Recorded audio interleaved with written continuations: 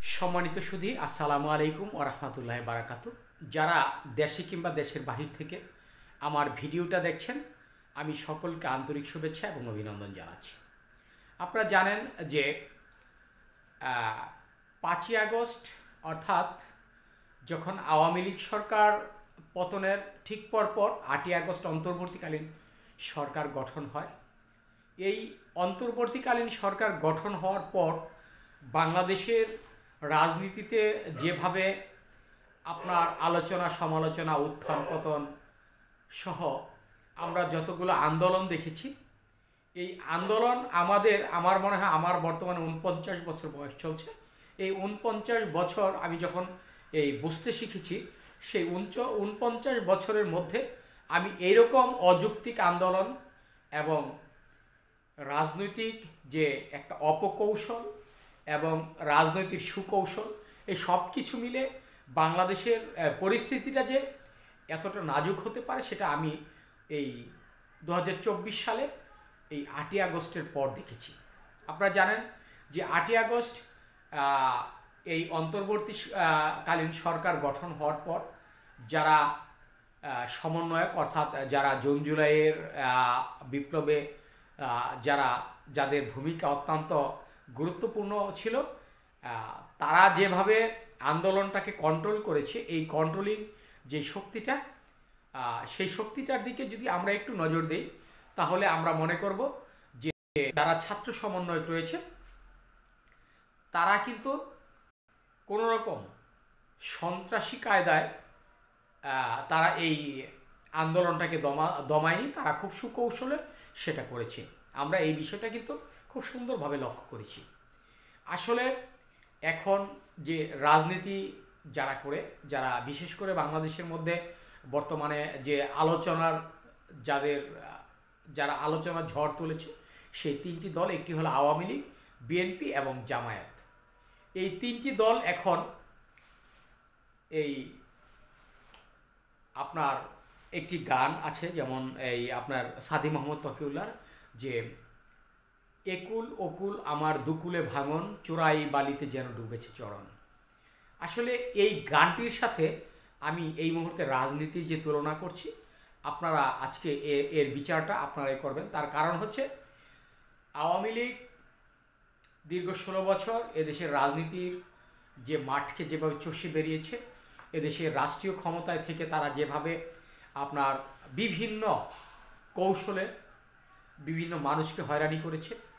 আসলে আমি যদি এই কথাটা বলতে যাই তাহলে এটা পুরাতন একটি বিষয়। আপনারাই জানেন যে গত 16 বছরে তাদের কাছ থেকে জনগণ কি পেয়েছে, কি প্রত্যাশা ছিল, তারা এদেশ থেকে কিভাবে তাদের যে পতন, তারা কিভাবে এদেশ থেকে পালিয়েছে। শুধু একজন প্রাইম মিনিস্টার পালেনি, প্রায় বাংলাদেশের 300টি আসনের এমপি, মন্ত্রী, এমনকি উপজেলার চেয়ারম্যান, ইউনিয়নের মেম্বার পর্যন্ত তারা এদেশ থেকে পালিয়ে গেছে। একমাত্র কারণ হচ্ছে তাদের বিভিন্ন কারণে যে দুর্নীতি থেকে শুরু করে যে অপকর্মগুলো রয়েছে, এই সব কিছুর মূলে তারা যে অপকর্ম করেছে, যার কারণে তারা ভয়ে শেখ হাসিনার পালিয়ে যাওয়ার পরপরই তারা পালিয়ে যেতে বাধ্য করেছে। তাদের বিরুদ্ধে বিভিন্ন মামলা রয়েছে, এই কারণে তারা পালিয়েছে। এরপর দ্বিতীয়টা যদি আমরা ধরি, তাহলে আমরা যদি বিএনপির কথা বলি, তাহলে এই 5ই আগস্টের দিন অর্থাৎ যখন জনগণ বুঝতে পারলো, যখন টিভিতে ঘোষণা এলো যে শেখ হাসিনা পালিয়েছে, এইমাত্র খবর এলো শেখ হাসিনা আপনার হেলিকপ্টার যুগে তিনি ভারতের পথে রওনা দিয়েছেন, ঠিক সেই মুহূর্ত থেকে আমি আসলে বিএনপিকে দোষারোপ করব না, যারা উপরস্থ নেতাকর্মী রয়েছে, যারা সমর্থক, এই ধরনের কিছু বিএনপির যারা সমর্থক এবং ছোটোখাটো নেতা, তারা যেভাবে এই বিভিন্ন আপনার চাঁদাবাজি, দখল এবং আপনার বিভিন্ন রকম অপকর্মের সাথে হঠাৎ করে জড়িয়ে গেল, এই বিষয়টা নিয়ে 5ই আগস্টে মানুষ যা ভেবেছিল যে এই মুহূর্তে বিএনপি ক্ষমতায় আসতে যাচ্ছে এবং ক্ষমতায় এলে দেশ হয়তো নতুন করে একটি রাষ্ট্রীয় যে অবকাঠামোর যে উন্নয়ন, রাষ্ট্রের যে মানুষের যে উন্নয়ন, রাষ্ট্রের প্রত্যেকটা মানুষ যে একটা সেফ জোনে বাস করবে, এই বিষয়টা সাধারণ মানুষ মনে করেছিল। আসলে এই 5ই আগস্টের পর বিএনপির কিছু নেতাকর্মী তারা যেভাবে আপনার অপকর্মের সাথে জড়িত হয়ে গেলেন, এরপর থেকে কিন্তু তারেক রহমান বারবার বিদেশ থেকে, লন্ডন থেকে তিনি বারবার ঘোষণা দিয়েছেন, আপনারা যদি বিএনপির কোনো নেতাকর্মীকে কোনো রকম চাঁদাবাজির সাথে কিংবা দখলদারিত্বের সাথে আপনারা ধরিয়ে দিতে পারেন, তাহলে পুলিশের কাছে ধরিয়ে দিবেন। আসলে তারেক জিয়ার বর্তমানে যে রাজনৈতিক যে প্রেক্ষাপট, তার রাজনৈতিক যে সংগঠন গুছানোর যে একটা পরিকল্পনা, এটা কিন্তু সে সঠিকভাবেই পরিচালনা করে যাচ্ছেন। আসলে আজকের তারেক রহমান এবং আজ থেকে 16 বছর কিংবা 18 বছর আগের তারেক রহমান, এই দুইটাকে যদি আপনারা এখন একইভাবে দেখেন, আমি মনে করি আপনারা তাহলে রাজনীতির নেতিবাচক রাজনীতিতে আপনারা এখনও আছেন। তার কারণ তারেক রহমান এই মুহূর্তে তার যে ধারবার, তার যে গঠনমূলক আলোচনা, তার যে গঠনমূলক সমালোচনা, এই সব কিছু মূলে তিনি এখন বর্তমানে যেই জিনিসটা চাচ্ছেন সেটা হচ্ছে একটি দেশকে সঠিক এবং সুন্দর এবং সাফল্যতার সাথে একটি দেশ পরিচালনা করার জন্য তিনি কিন্তু একটি চেষ্টা চালিয়ে যাচ্ছেন, যাতে তার নেতাকর্মীরা কোনো প্রকার অপকর্মের সাথে জড়িত না হয়, যাতে কোনো প্রকার হামলা মামলার সাথে জড়িত না হয়। এই জিনিসটা কিন্তু তারেক রহমান চাচ্ছে। কিন্তু এই মুহূর্তে আপনার বিএনপি এবং আওয়ামী লীগ আপনার একসাথে হয়ে সম্পৃক্ত হয়ে তারা একটি নির্বাচনের জন্য যখনই আপনার প্রচেষ্টা চালাচ্ছে।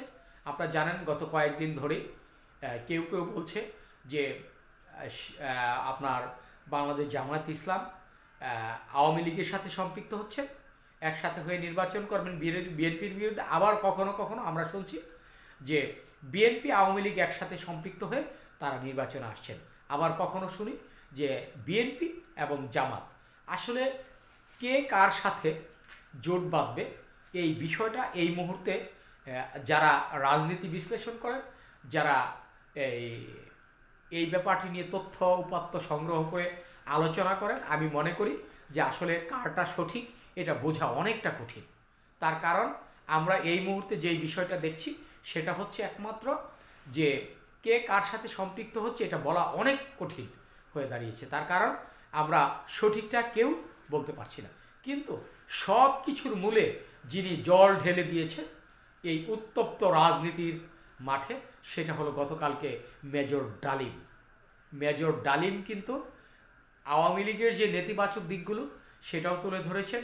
বিএনপি নেতিবাচক দিকগুলো, যেমন জিয়াউর রহমান সম্পর্কে উনি যে কথাটা বলেছেন, আমি এই কথাটা বলতে চাই না। তার কারণ যেখানে 18 কোটি মানুষ তার 2 ঘন্টা লাইভ দেখেছেন, এখানে আমি নতুন করে বলার কিছু নেই। এবং জিয়াউর রহমান বঙ্গবন্ধু সম্পর্কে মেজর ডালিম যেই কথাটা বলেছেন এটাও আমি বলতে চাই না। তার কারণ আমি বলে বিতর্কিত হতে চাই না। তার কারণ মেজর ডালিম যেটা বলেছে এটা যদি কেউ গ্রহণ করতে পারেন তারা মোস্ট ওয়েলকাম, আর যদি গ্রহণ করতে না পারেন তাও আমাদের কোনো সমস্যা নেই। কারণ মেজর ডালিম দীর্ঘ 49 বছর পর তিনি প্রকাশ্যে এলেন, যে তিনি আমি তাকে যখন টিভিতে দেখছিলাম, আপনার ফেসবুক ইউটিউবে দেখছিলাম, তখন আমার কাছে মনে হয়েছে যে এই মেজর ডালিমকে আমার জন্মের পর থেকেই মেজর ডালিমের কথা শুনে আসছি। মেজর ডালিম কী করেছে, বঙ্গবন্ধু খুনের যে প্রকাশ্যে একজন তিনি নাকি খুনি ছিলেন, আমরা সবাই শুনেছি ছোটোবেলা থেকে। কিন্তু গতকালকের যে ভিডিও বার্তাটা যে তিনি লাইভ করেছেন, তার যে আলোচনাটা বাংলাদেশের 18 কোটি মানুষ দেখেছে। এই 18 কোটি মানুষ হয়তোবা এই গতকাল থেকে তাদের যারা নতুন প্রজন্ম, যাদের বয়স এখন এই 40-এর নিচে, তারা এখন আওয়ামী লীগ সম্পর্কে এবং বিএনপি সম্পর্কে যে একটা সেটা ভুল ধারণাও হতে পারে, আবার আপনার সঠিক ধারণাও হতে পারে, যে যেভাবেই নেক না কেন। আমি মনে করি আপনারা যে যেভাবেই নেন সেটা আমাদের কোনো কিছু না। যদি নিতে পারে আপনার, তাহলে আমি মনে করব যে মেজর ডালিমের প্রত্যেকটা কথা ভুল যদি হয়, তাহলে যারা আজ থেকে 50-55 বছর আগে এদেশকে মুক্ত করার জন্য যারা স্বাধীন হয়েছে কিংবা স্বাধীনতার জন্য লড়াই করেছে, যারা এখন পর্যন্ত বেঁচে আছে, তারাই একমাত্র বলতে পারবে যে আসলে মেজর ডালিমের কথা কোনটা সঠিক আর কোনটা মিথ্যা। আপনারা জানেন যে মেজর ডালিম যেসব কথাগুলো বলেছে, এতে বিএনপি এবং আওয়ামী লীগ দুই দলকেই কিন্তু একেবারে এই যে উত্তপ্ত একটি জ্বলন্ত অগ্নিকুণ্ড ছিল রাজনীতির মাঠে, একেবারে পানি ঢেলে দিয়েছে। এখন সেখানে শুধু কয়লা ছাড়া আর কিছুই দেখা যাচ্ছে না। কারণ মেজর ডালিমের কথায় বঙ্গবন্ধু সম্পর্কেও আমরা আমাদের যে আগের যে ধারণা ছিল সেটা ভেঙে গেছে, এবং মেজর জিয়াউর রহমান সম্পর্কে যেসব কথা বলেছেন সেটাও কিন্তু আমরা যেসব ভুল ছিল কিংবা সঠিক ছিল, আমাদের সব কিছু একেবারে পরিষ্কার হয়ে গেছে। কিন্তু এই মুহূর্তে কিন্তু একটি দল আওয়ামী লীগ বিএনপিকে কিন্তু মেজর ডালিম একেবারে স্পষ্ট করে যেসব কথাগুলো বলেছে, একমাত্র কথা বলেনি, সেখানে অস্বচ্ছতা রয়েছে একমাত্র বাংলাদেশ জামায়াত ইসলামী। আমি আমার দৃষ্টিকোণ থেকে বলছি, কারণ একমাত্র জামায়াত ইসলামীর কোনো নেতিবাচক দিক নিয়ে তারা কোনো মেজর ডালিম আলোচনা করেনি। আপনারা হয়তো এই জিনিসটা খুব বেশি খেয়াল করেছেন। আমি মনে করি যে এই জামায়াত ইসলামকে এবং ইসলামের ন্যায় নীতি সম্পর্কে আমরা সবাই জানি যে 1971 সালে এই তথাকথিত তারা রাজাকার ছিল, আলবদর ছিল, আলসাম ছিল, আপনারা যেই নামে ডাকেন না কেন, অর্থাৎ তারা রাষ্ট্রদ্রোহিতার কাজ করেছে এবং এদেশের যে আপনার এই গণতন্ত্রের জন্য যারা লড়াই করেছে, এদেশের মুক্তিকামী মানুষের জন্য যারা মুক্তি সংগ্রাম করেছে, তারা এই 1971 সালের এই যুদ্ধের বিরুদ্ধে ছিল, যারা যুদ্ধাপরাধী হিসেবে আপনার কয়েক বছরে বাংলাদেশ আওয়ামী লীগ সরকার বিভিন্ন কারণে তাদেরকে ফাঁসির কাস্টে ঝুলিয়ে তাদেরকে খুন করা হয়েছে। এমনকি বিএনপির অনেক নেতাই রয়েছে এবং আরও অনেক নেতাকর্মী ছিলেন যাদের ফাঁসি হয়েছে, ফাঁসির রায় কার্যকর হয়েছে। এই মুহূর্তে আমরা মেজর ডালিমের কথায় দেখছি, যদি এই মেজর ডালিম যদি আজ থেকে 5 বছর আগে এই আলোচনাটা করতেন কিংবা আলোচনা করার মতো কোনো সুযোগ থাকতো, তাহলে আমার মনে হয় যে আওয়ামী লীগ এবং বিএনপির যে মানুষের যে একটা ভালোবাসা রয়েছে কিংবা ঘৃণাবোধ রয়েছে, যেটাই বলেন না কেন, কাউকে ঘৃণা করছে কোনো অপরাধে, আবার কাউকে ভালোবাসছে কোনো ভালোবাসার ভালো কাজের কারণে, আসলে সব কিছু মিলে এই ভুলটা ভেঙে যেত এবং বাংলাদেশে একটি সুস্থ ধারা রাজনীতি আসতো। তাহলে এই 5ই আগস্টের আগে যতগুলো খুন হয়েছে, যতগুলো গুলি হয়েছে বাংলাদেশে, এর আগে দীর্ঘ 16 বছরে যেভাবে মানুষকে বিভিন্ন কারণে আপনার এই ফাঁসির কাস্টে ঝুলিয়ে মারা হয়েছে, এই কাজগুলো আর হতো না। ধন্যবাদ সবাইকে। আসসালামু আলাইকুম। ভালো থাকবেন, সুস্থ থাকবেন এবং নিরাপদে থাকবেন।